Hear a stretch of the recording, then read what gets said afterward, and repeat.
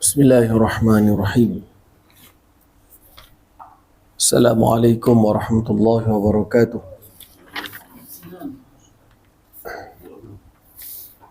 Alhamdulillahi rabbil alamin. Wassalatu wassalamu ala ashrafil anbiya'i wal mursalin. Sayyidina wa maulana Muhammad wa ala alihi wa sahbihi ajma'in. Subhanaka la ilma lana illa ma 'allamtana innaka antal alimul hakim. Rabbi shrah li sadri wa yassir li amri wahlul 'uqdatam min lisani yafqahu qawli. Wala hawla wala quwwata illa billahil 'aliyyil 'azim. Amma ba'd.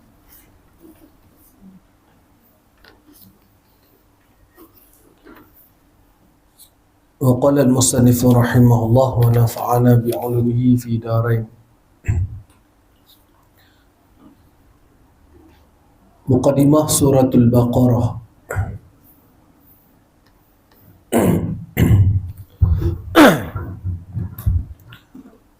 Surah ini ialah surah yang panjang sekali di antara surah-surah Al-Quran, mengandungi 286 ayat dan meliputi juzuk yang pertama, juzuk kedua dan 3/8 dari juzuk yang ketiga. Ya, surah Al-Baqarah ini surah yang terpanjang di dalam Al-Quran.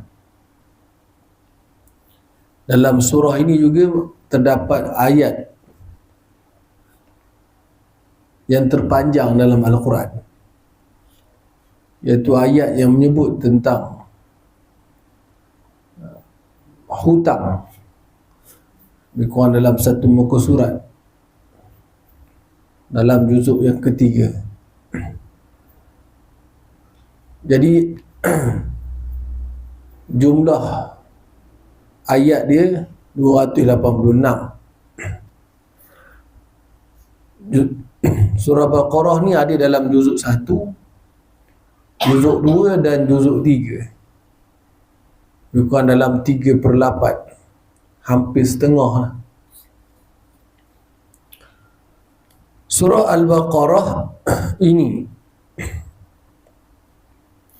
kalau kita tengok bawah tu nota kaki dia sebut Al-Baqarah, artinya lembu betina. Al-Baqarah tu maksudnya lembu betina. Peristiwa mengenainya ada disebut pada ayat 67 hingga 74. Pada ayat 67 hingga 64 menyebut tentang cerita tentang lembu betina.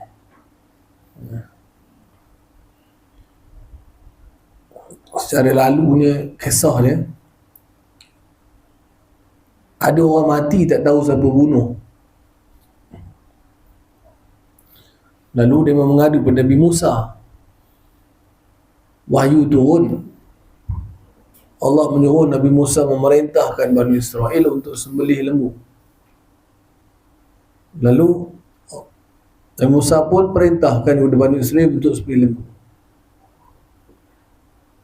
Bani Israel ini mengadu kepada Nabi Musa tentang orang mati. Tiba-tiba Nabi Musa suruh sembelih lembu. Dan memang menjadi sikap Bani Israel ini, dia tak suka melaksanakan arahan. Dia tanya apa kriteria lembu tu, umurnya, warnanya. Setelah beberapa kali minta penjelasan tentang lembu tu, baru dia sembelih. Bila sembelih, Nabi Musa ambil ekor lembu tu, ketuk atas mayat tu. Lalu dia bangun hidup, bagi tahu yang siapa bunuh dia. Yang membunuh dia adalah ahli keluarga dia sendiri, anak saudara dia. Anak saudara dia yang tamak kepada harta pakcik dia. Dan pakcik dia mati, dia dapatlah harta tu. Ini nanti kita akan baca panjang lah dalam tafsir surah, dalam ayat 67 sampai 74. Dalam faraid, dalam hukum faraid ataupun hukum mirath, orang yang membunuh, waris yang membunuh, dia tak dapat pusaka. Waris yang membunuh orang yang nak dipusakakan tu, dia tak boleh menerima pusaka. Ada yang salah faham tak? Contoh dia macam tadi lah, anak saudara tadi bunuh bapa saudara. Dia sebab membunuh bapa saudaranya tu, dia tak dapat harta pusaka. Kalau bunuh orang lain tu cerita lain. Ini bukan dosa membunuh, ini membunuh orang yang dipusakai tu, orang yang ada harta nak kita pusaka tu. Suratul Baqarah ini diturunkan di Madinah. Sebaik-baik saja Nabi sallallahu alaihi wasallam berhijrah ke Madinah, dan orang-orang Islam terbentuk sebagai satu ummah dalam sebuah negara merdeka, yakni negara Islam, yang berpenduduk bukan saja dari orang-orang Islam, tetapi juga sebahagian kecil di antaranya ialah orang-orang Yahudi dan lain-lainnya. Di surah Baqarah ni diturunkan di Madinah.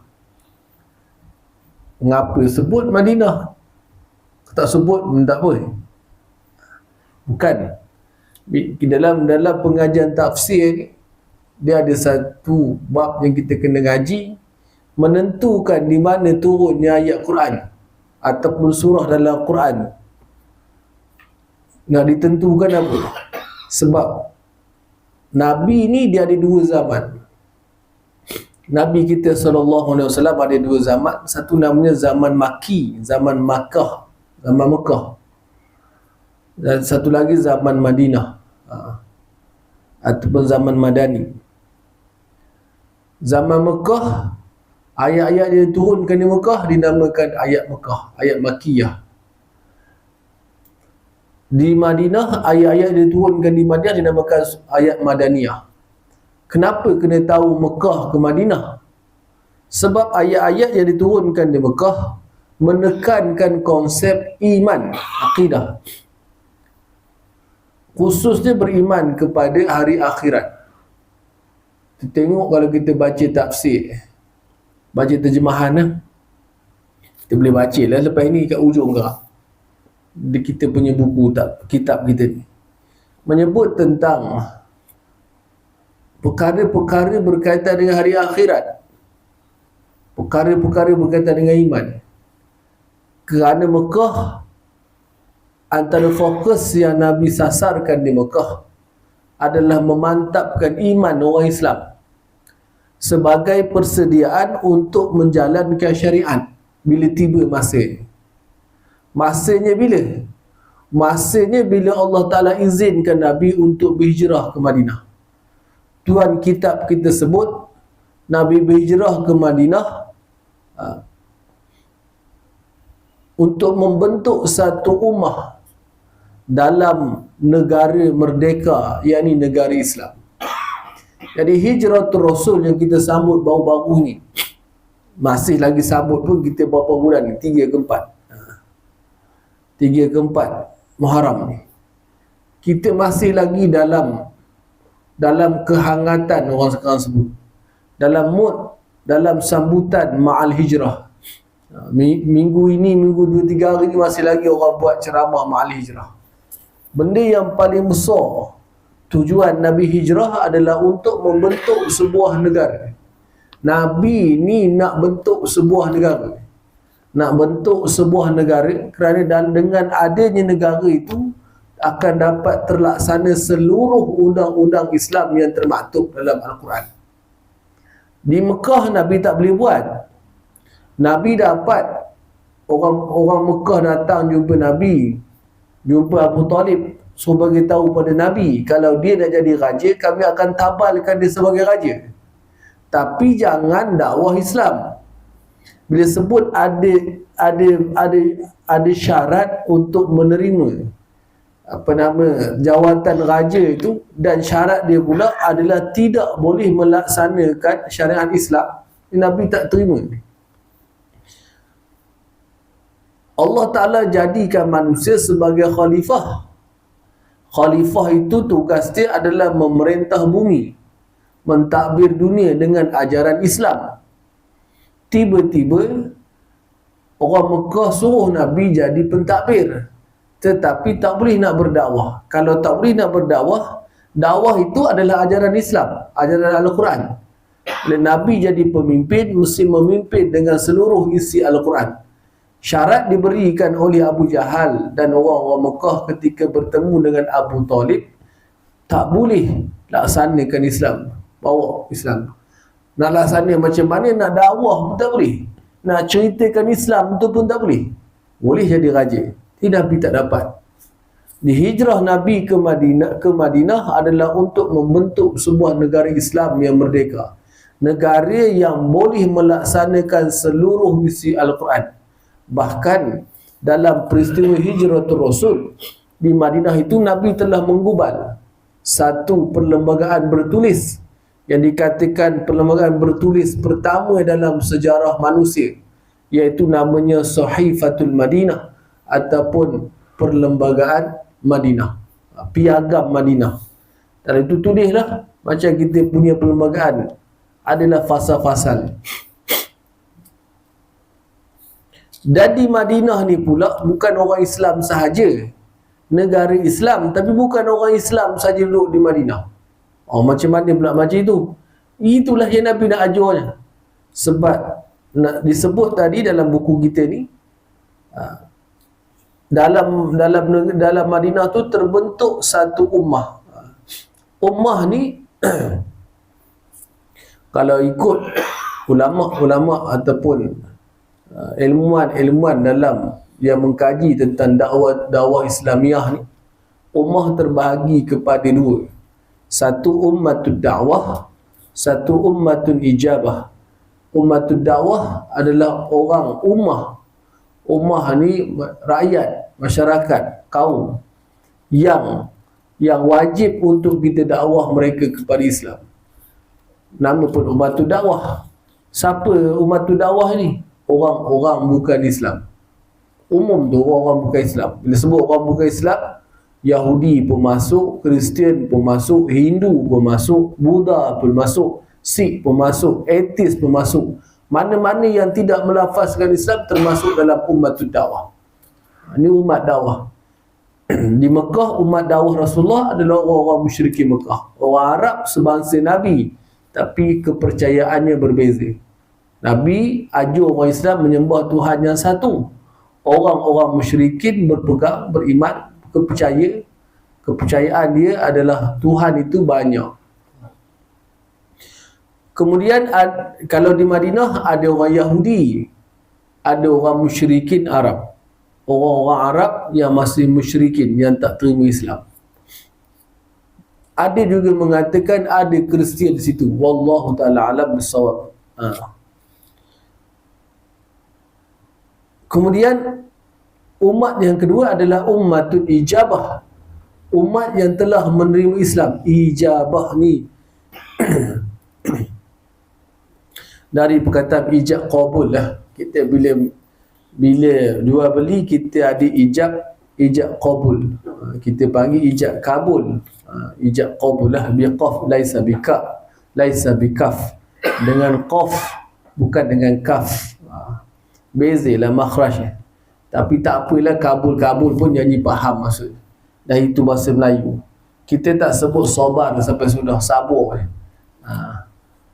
Kita sebut sabar, sedangkan perkataan sebenarnya adalah sabar. Jadi umat ijabahnya umat yang telah menerima Islam. Umat yang telah menerima Islam, mereka juga mesti kita dakwahkan. Sebab apa? Kenapa nak dakwah? Dia terima Islam. Ya, dia terima Islam, tapi semayang tidak. Pose ke tidak? Islam tu buat semua ke tidak? Aurat tutup ke tidak? Yang ini dibincangkan. Ya, ada orang-orang Islam yang jauh dalam mengamalkan prinsip-prinsip ajaran-ajaran Islam. Jadi orang ini yang kita kena dakwah.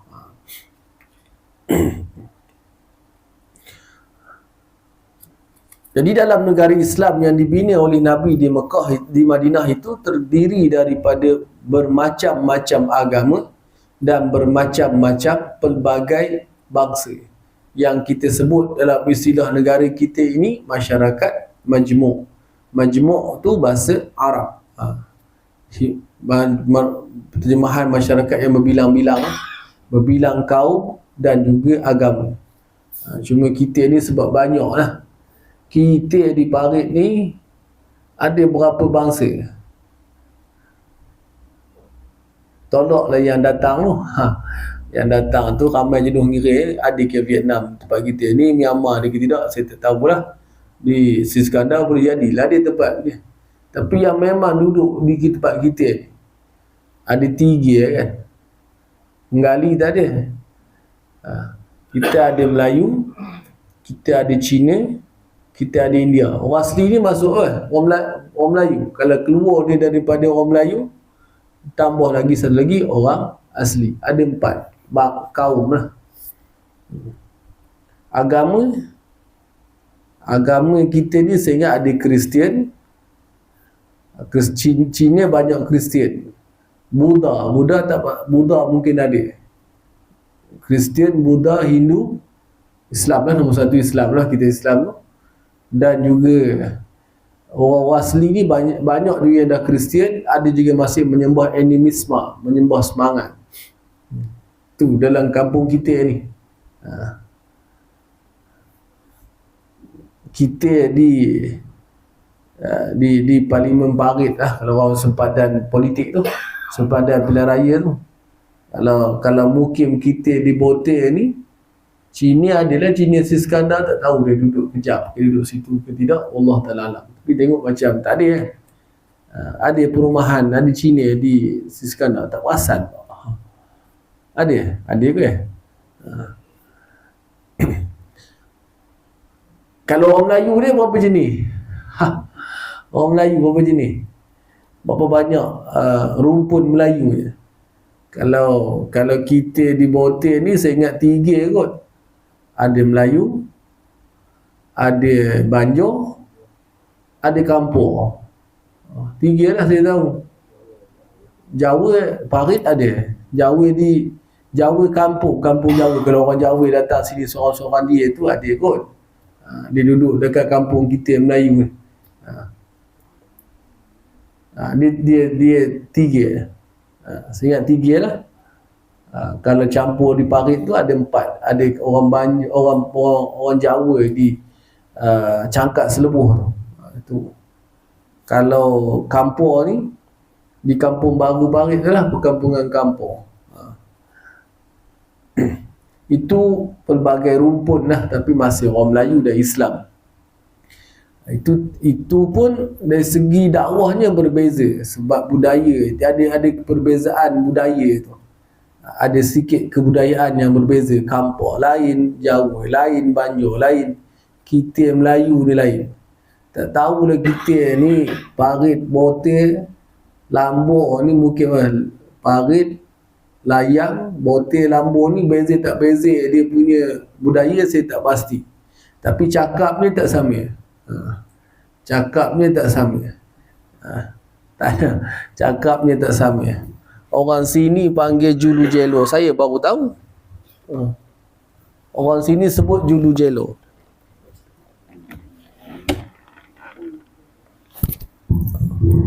Kejap, dah lekat. Putih wayar dah.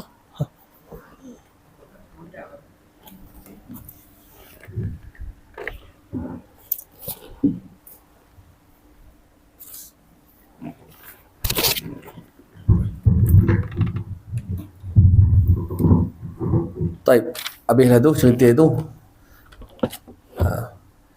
Jadi itu yang Nabi akan berhadapan di Madinah. Jadi bila sebut surah Baqarah ni surah yang diturunkan di Madinah, antara ciri-ciri atau ciri-ciri Makkah dan Madinah dari segi ayat Quran ni yang besar ni, surah-surah Makkiyah dan ayat-ayat Makkiyah memfokuskan aspek akidah, keimanan, kepercayaan. Surah-surah yang diturunkan di Madinah, fokus dia adalah aspek syariah, sudut perundangan, sudut hukum hakam. Jadi dalam surah Baqarah ni macam-macam hukum, macam-macam hukum yang termasuk yang kita akan baca ni. Dalam surah Baqarah ada bab riba, ada bab perang, ada bab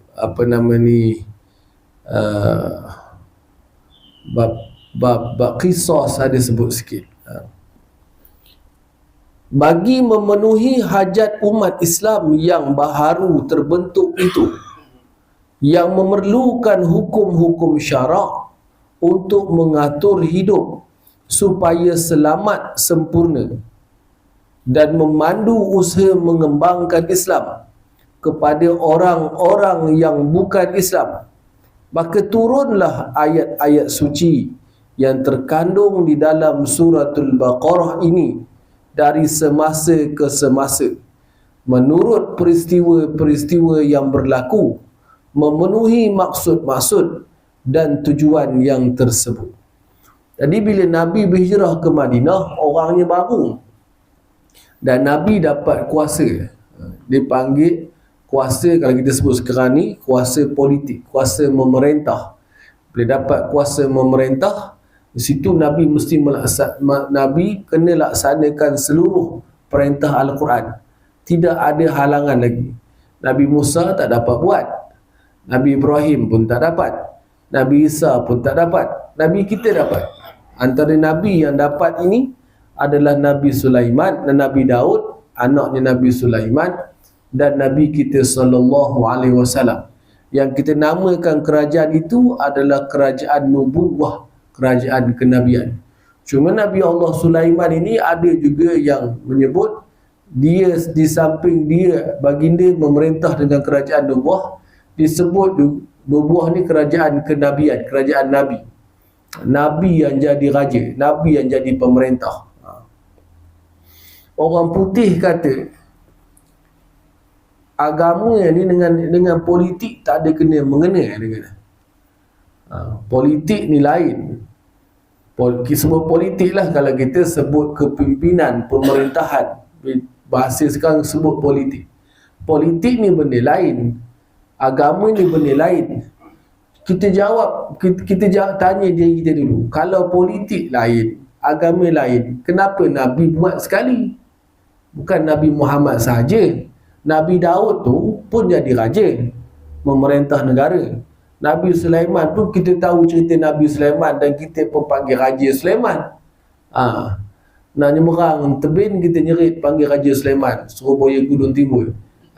Tu orang dulu-dulu.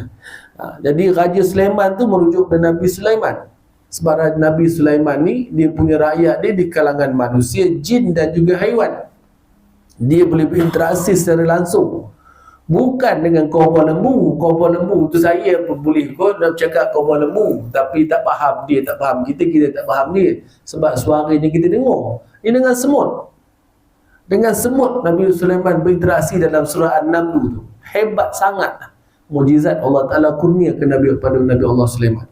Jadi itulah bukti menunjukkan memang tidak ada sebab untuk kita memisahkan agama dengan politik dengan agama. Agama, politik, ekonomi, semua ini adalah dalam ajaran Islam. Memisahkan pemerintahan dengan agama itu dinamakan sebagai sekularisme, ajaran sesat baru yang asalnya menyerang ajaran Kristian, rosak ajaran Kristian. Kristian memang dah rosak dah. Selepas Nabi Isa diangkat ke langit, diubah Kristian tu.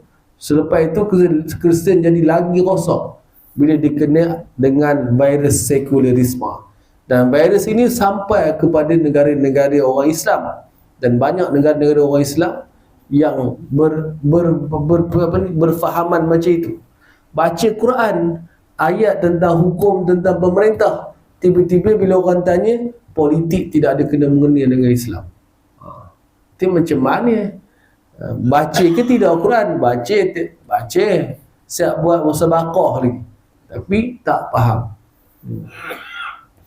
Jadi bila Nabi pergi ke Madinah dan Nabi jadi pemerintah, perlu diwartakan, perlu digariskan apa dia sistem untuk Nabi menguruskan manusia tu. Kalau orang curi macam mana, kalau nak bagi tanah macam mana, kalau nak pinjam macam mana, kalau jual beli macam mana, nikah kahwin macam mana. Jadi diturunkan ayat perkataan syariat. Antara ayat dia adalah ayat yang kita baca, surah yang kita baca ni, Suratul Baqarah, yang diturunkan kepada Nabi dan orang pada masa itu secara berperingkat-peringkat. Memang kaedah penurunan Quran, memang kaedah dia adalah kaedah berperingkat-peringkat. Dipanggil munajjaman. Itu peringkat-peringkat dari semasa ke semasa. Kandungan surah Al-Baqarah ini pada umumnya terbahagi kepada dua bahagian. Kata tuan kitab kita, Syekh Abdullah Basmih. Syekh Abdullah Basmih lah pengarangnya.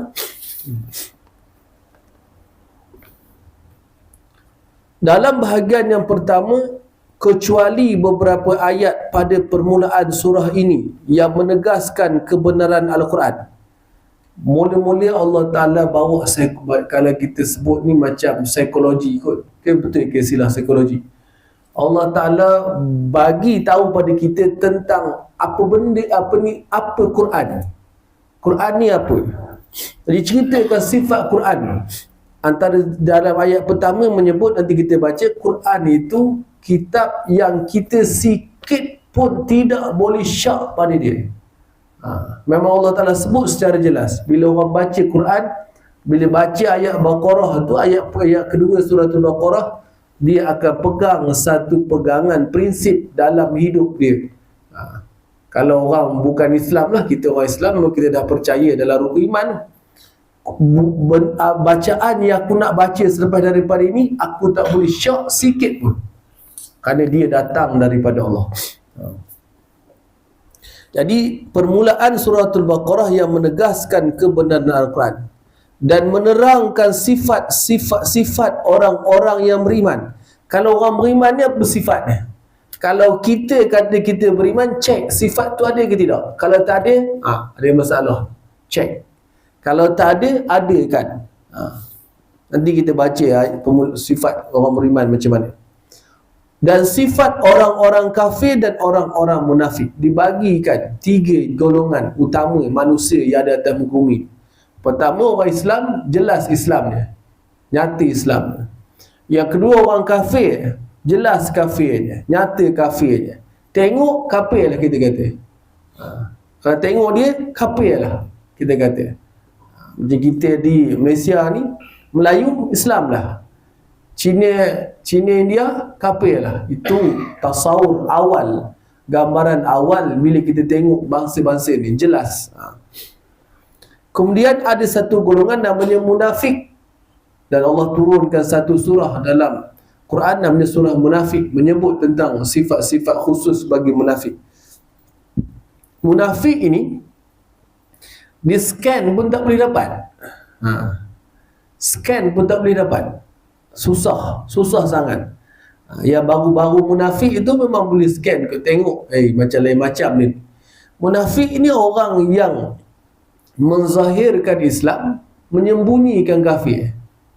Menzahirkan Islam, zahir cakap apa? Menjelaskan Islam dia kepada Nabi dan juga orang Islam, kepada masyarakat. Kalau hari ini dia menjelaskan Islamnya, tetapi hatinya kafir. Kalau dia mati, semayanglah kita pada dia tu. Kita semayang pada dia tu. Sebab apa? Sebab memang dia Islam. Nampak dari segi luarannya, tapi dalam kita tak tahu. Allah Ta'ala yang menentukan. Lepas itu zaman Nabi, munafik ni muncul di Madinah. Di Mekah tak ada munafik. Mekah dua je, tak Islam kafir, tak Islam kafir. Zaman Nabi-Nabi terdahulu pun dua je, tak Islam kafir, tak Islam kafir. Tapi zaman Nabi Allah Ta'ala uji dengan satu golongan namanya munafik. Oh, munafik. Orang panggil apa? Musuh dalam selimut, gunting dalam lipat, api dalam sekam. Lagi apa lagi?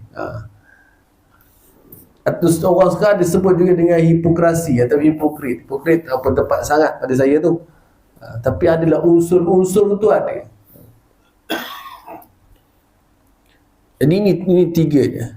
Dan menyuruh umat manusia seluruhnya supaya menyembah Allah yang Maha Esa. Dan jangan mempersekutukan Allah dengan sesuatu yang lain.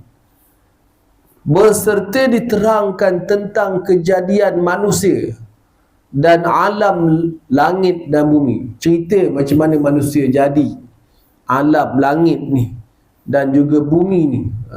Cerita.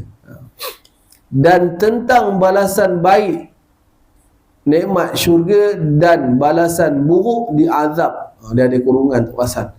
Dia cerita tentang balasan baik, iaitu nikmat syurga bagi orang buat baik, dan balasan buruk akan menerima azab neraka bagi orang yang buat buruk. Dan juga tentang perjalanan Nabi Adam alaihissalam serta keingkaran iblis. Dia cerita juga tentang keingkaran iblis. Ini ayat yang awal daripada suratul Baqarah.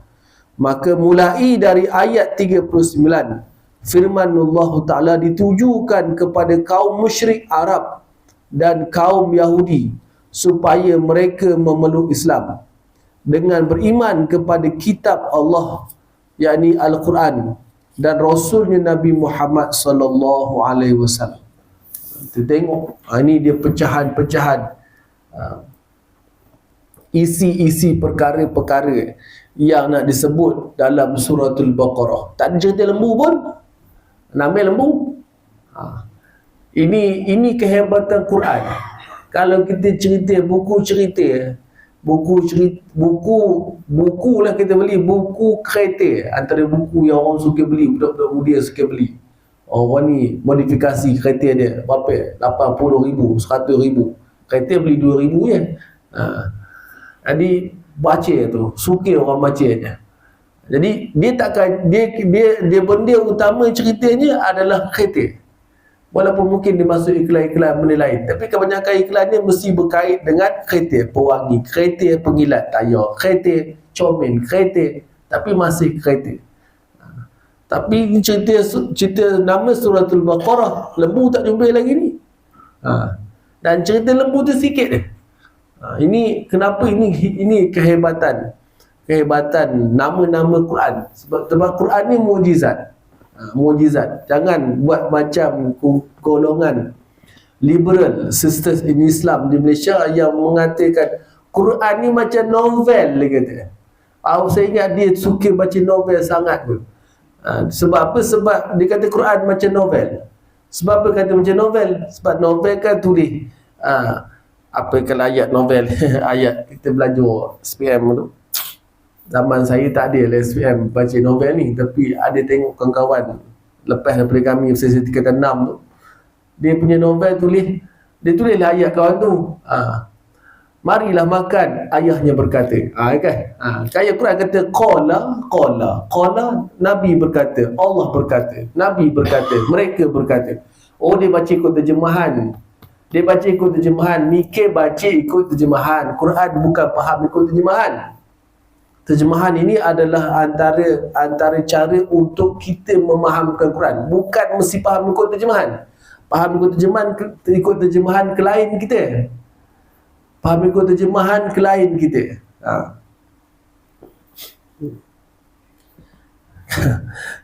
Kalau kita ni orang marah kita budak tu budak degil sangat.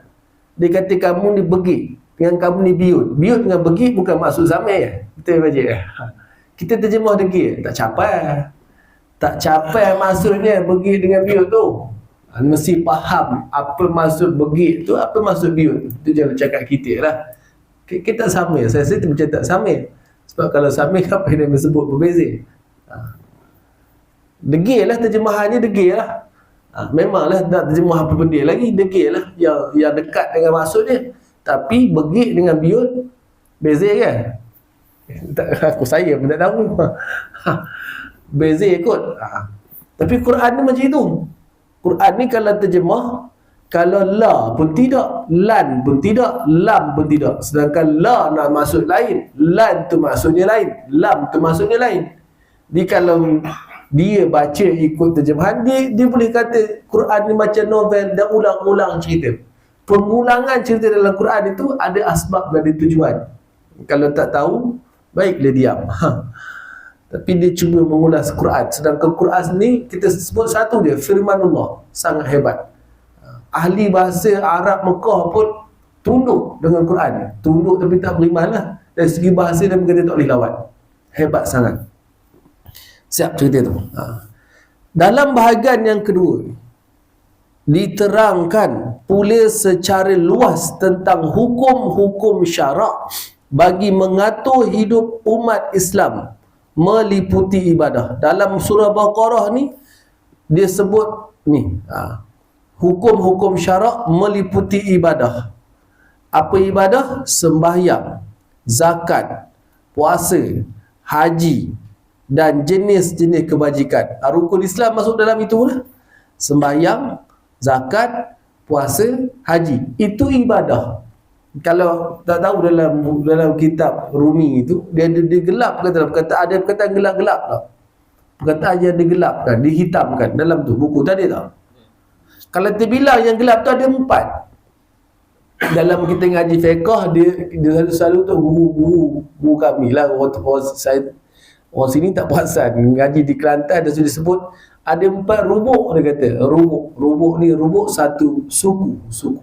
1/4. 1/4 Quran tu cerita tentang 1/4 fiqh ni akan sebut suku pertama akan menceritakan tentang ibadah. Suku kedua muamalah dalam buku ni lah. Suku ketiga munakahat. Suku keempat baru jinayat.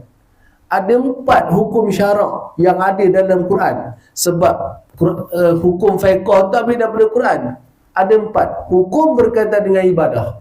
Hukum berkaitan dengan muamalat. Muamalat ni perhubungan, atau biasa mudah kita sebut ekonomi lah, senang. Ekonomi dan jual beli. Itu asasnya. Muamalat ni ekonomi dan jual beli. Munakahat, hukum nikah kahwin. Bukan nikah kahwin hafal rukun nikah je. Kalau ada nikah, nafkah macam mana? Edah, kalau cerai, edah macam mana? Kalau kahwin banyak, macam mana giliran isteri-isteri dia tu? Kemudian kalau kematian, siapa yang nak bagi hadanah, penjagaan kepada anak-anak tu? Kemudian dalam pernikahan, kalau berlaku begini. Ada dalam hukum zihar, hukum li'an, hukum ilak. Jadi hukum-hukum ni ada dalam Quran. Jadi benda ni disebut dalam rubuk yang ketiga. Dan rubuk yang terakhir adalah rubuk jinayah. Rubuk berkaitan dengan perundangan. Jadi kita tengok apa dia dalam. Jadi rubuk ibadah ini adalah semayang, zakat, puasa, haji. Ni dalam rukun Islam. Rukun maksudnya tiang. Tiang.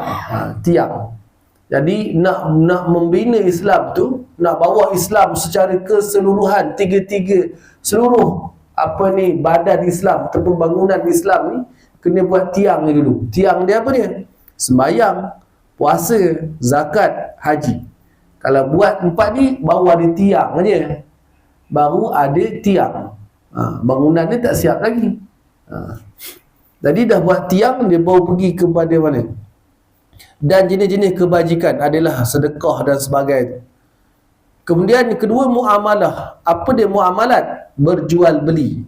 Jual beli. Ada dia punya prinsip jual beli. Jual beli ni kena akad, pakcik ya. Akad. Kita pun pergi beli beli barang, jual barang. Tapi kalau dalam syarat jual beli kita ngaji, tak boleh cakap macam tu. Beli barang, jual barang. Mikir beli apa, mikir jual apa. Bila kita nak akad, kena sebut betul-betul lah. Dia akad macam mudah je. Kalau jual beli, kita pergi beli barang, saya jual je, saya beli. Oh cantik, senyum balik, aku dah akad dah. Boleh lah atas nama orang Melayu tu. Tapi tak cukup cantik. Tak faham. Macam kalau kita nikah ke anak mana-mana, aku nikah ya, aku terima, boleh habis tu. Ngangir orang keliling tu, apa benda dia ni, siapa yang nikah, siapa yang kena nikah. Sambil jual beli tadi. Jadi kena salah seorang kena sebut. Yang mesti sebut kena ambil berat dalam bab muamalah ni orang yang berniaga. Sebab dia memang bergelemak dengan benda tu. Okay, saya jual barang ini, tak nak sebut banyak ni cabai bawah ikan bilik apa semua dalam state ni. Saya jual barang ini, merujuk barang yang dekat atas meja tu dengan harga, nak sebut banyak dengan harga sekian. Sekian ni, sekian yang dimaklumkan oleh kita penjual dan juga pembeli. Sebab sekian tu tulis kat atas benda tu. Apa nama tu? Alat kira tu. Dia ketap keluar tu. Aku jual barang ini dengan sekian harga. Harga sebagai benda tertulis. Selesai akad. Kita yang beli, saya beli. Cukup. Itu bab jual beli. Kemudian hutang piutang. Hutang lain pula. Hutang macam cara hutang. Hutang ada hutang yang ada unsur riba, ada hutang yang tidak ada unsur riba. Wasiat, bab wasiat, boleh ke wasiat? Kalau aku mati, orang putih, aku wasiatkan harta aku pada anjing. Ni gila ni. Saya berkata tak boleh cakap kasar. Gila lah, gila. Sebab apa? Manusia tak fikir secara waras. Anjing nak buat apa rumah besar-besar tu? Anjing nak buat apa ladang anggur ni, nak buat apa anjing? Anggur apa anjing makan anggur ke? Dia kokok-kokok aku ya. Anjing dia dapat benda lain, sampah anjing suka makan. Jadi dia wasiat tu pada anjing. Sebab anak ni tak pernah balik. Hari bapak balik lambak ke hadiah, tu balik ke Lumpur, balik ke tempat dia. Hari mak balik anaknya bawa hadiah, balik dulu kejap, tinggal aku nak main buat apa hadiah ni. Hadiah kena dia tak pakai ada hadiah tu. Beli kasut, kawan gaut nak pakai kasut macam mana? Contohlah.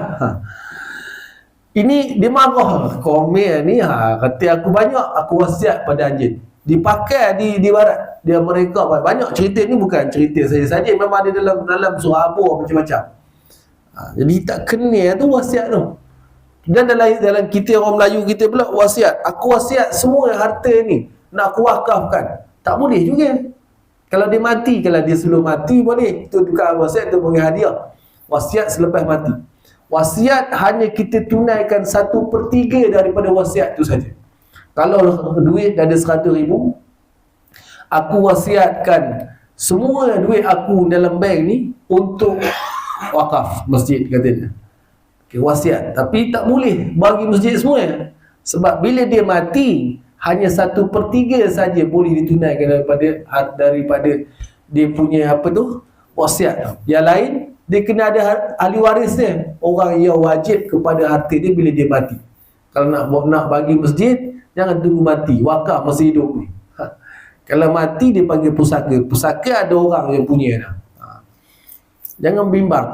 Orang perempuan pun dapat, orang lelaki pun dapat. Orang Arab dulu, orang perempuan tak boleh terima pusaka. Orang putih pun sama. Kalau kita baca sejarah apa nama kita baca ni, zaman-zaman orang putih ni, orang perempuan dia boleh jual berapa duit dia jual. Orang perempuan dia jual di kedai berapa duit. Bukan berapa ringgit, berapa duit. 5 duit ke 6 duit ke, macam mana je. Macam beli plastik je 6 duit ni. Orang perempuan sama nilai dengan sebelum munculnya kita panggil demonstrasi orang perempuan di kilang tekstil ni, kilang benang, kilang kain ni, kilang tu lukut. Dia buat mogok, ada yang mati. Dia peringatkan itu sebagai hari wanita sedunia. Sebab ditindas, orang perempuan tu ditindas. Tapi Islam tak macam itu. Islam, bila kamu pertama sekali, ibu kamu kena hormat. Suami, kamu kena bagi nafkah isteri kamu. Bukan cakap isteri aku suka aku nak buat apa. Tak boleh, itu amanah. Benda amanah boleh buat ikut sukir ke? Tak boleh buat ikut sukir. So ditanya. Jadi ada nafkah, nafkah makan lah, tu ada nafkah pakaiannya, kena sediakan tempat tinggal dan sebagainya. Siap cerita tu panjang lah kan cerita tu kan. Bab wasiat tu. Menjadi saksi. Macam mana jadi saksi? Saksi ada syarat dia. Orang yang fasik tak diterima saksi dia. Fasik apa maksudnya? Orang yang melakukan dosa besar walaupun sekali, ataupun orang yang mengekal ke dosa kecil. Itu mudah. Maksudnya orang fasik. Kalau ada dua benda ni, dia tak boleh jadi saksi. Oh, dia pergi pegang putih seluar pendek je pakaiannya, atau pakai seluar panjang baju selepang dekat bahu. Nak kahwin anak kita panggil dia jadi saksi. Kau punya buat main. Tak lepas saksi tu. Bila tak lepas, nikah syubhah lah. Wati syubhah dah ambil. Sebab orang pun sah-sah, jangan main-main. Tapi dia tu tak jaga benda tu. Ada buat dosa kecil. Udah 5 tahun kopi tu dia sampai pegang botol dekat kedai tu, mak buka baju selepang kat sini, tengah-tengah orang ramai. Seluruh mestilah buah pusat nampak aurat dia. Atau dia memang cakap, dia mencarut sesaja hari. Tak boleh jadi saksi. Saksi termasuklah saksi nikah, bukan saksi mahkamah ni. Segala-galanya saksi. Itu bab saksi, dia disebut sikit nanti. Dan sebagainya berkaitan dengan muamalah. Banyak lagi dalam ayat lain dah sebut yang secara penuh. Munakahat, nikah kahwin. Tolak, segala yang berhubung dengannya. Yang paling besar nikah kahwin lah. Bila masuk nikah kahwin, masuk wali, masuklah juga dalam bab saksi. Tolak, bila boleh tolak? Kalau tolak macam ni, macam mana kalau dia ada sah jadi tak jadi tolak? Talak lah, tolak itu faham lain. Talak. Kalau ikut Arab dia tolak lah pasal huruf to. Talak, cerai, hukum cerai. Dan yang seterusnya hukum jinayat seperti soal dan jinayat serta soal-soal umumnya. Jinayat dia tak tulis dalam ni. Kalau dalam jinayat dalam ini antara disebut dalam surah Baqarah adalah hukum qisas. Walakum fil qisasi hayatun ya ulil albab. Bagi kamu hukum qisas itu adalah kehidupan, wahai orang-orang yang punya akal fikir, orang yang boleh berfikir. Apa pasal qisas? Apa dia qisas? Qisas hukum balas. Hukum balas. Bunuh, balas bunuh. Kerat, balas kerat. Jadi kalau seseorang tu membunuh, mati orang tu, mati, bukan orang itu bunuh dia balik, itu pada mahu dia dah mati. Waris dia boleh balas bunuh. Boleh balas bunuh tu bukan waris dia cabut pisau dia, bunuh kawan itu tak boleh. Itu haram hukum dia. Waris dia bawa kepada kehakiman, buat pertuduhan, sabit kesalahan, dia akan dihukum bunuh. Siapa yang bunuh, kalau anak-beranak dia tu boleh, ada kelayakan, diizinkan untuk anak-beranak waris dia untuk bunuh. Bunuh macam mana? Hanya satu je cara membunuh dalam Islam, iaitu hukuman pancung menggunakan pedang. Kenapa tak tembak? Tembak lambat mati. Tapi tak bom. Bom ni mati lambat dan menyeksirkan. Seksir siapa? Seksir waris pun seksir, nak ngutip apa sedikit barang tu nak ditanam nanti. Jadi pancung ni kaedah membunuh yang paling cepat. Lalu orang yang tadi pun mati cepat dan seksir lah nama penyiasaan tu. Jadi kalau waris tak boleh, ada tukang pancung yang dikhususkan dalam negara Islam. Bila dia dibalas, dia akan rasa apa? Puas hati lah. Tak ada tuntut balik dah. Lepas itu kena juga bayar diat pun. Pampasan pun kena bayar. Tengoklah dia punya bab-bab ni. Nanti kita tengok dalam bab qisas. Kalau mencederakan, dia pun boleh dikisas. Sama juga bukan kita yang kisas. Dia kena buat laporan dulu, kemudian sabit kesalahan, barulah dikenakan. Cumanya ada tempat-tempat yang boleh dikisas. Mana benda yang boleh diukur lah. Kalau kerat tangan, boleh dikerat tangan. Kalau telinga ni dikerat, boleh dikerat telinga tu. Kalau tombok lebam, itu tak boleh qisas. Mana kita nak tahu lebam dia mana? Qisas balik. Penombok kawan tu tadi berapa kilo? Boleh kilo berapa pound. Ya, kawan ni berapa pound pula. Nak lebam dia kena tumbuk dengan 10 pound pun tak lebam macam kawan tu, nak tumbuk lagi sekali. Tak mahu ni. Jadi dia kena bayaran. Jadi ini dalam hukum dalam jenayah Islam. Di dalam Sahih Muslim ada suatu hadis yang maksudnya, bacalah kamu surah Al-Baqarah kerana sesungguhnya mengamalkan ajarannya mendatangkan berkat, kebaikan yang baik, yang banyak, dan mencuaikannya menyebabkan timbul perasaan sesal dan kecewa. Dan orang-orang yang menceburkan diri ke dalam keadaan yang batil, yang salah, tidak akan dapat mencapai sesuatu faedah daripadanya. Ini dipanggil fadilat surah.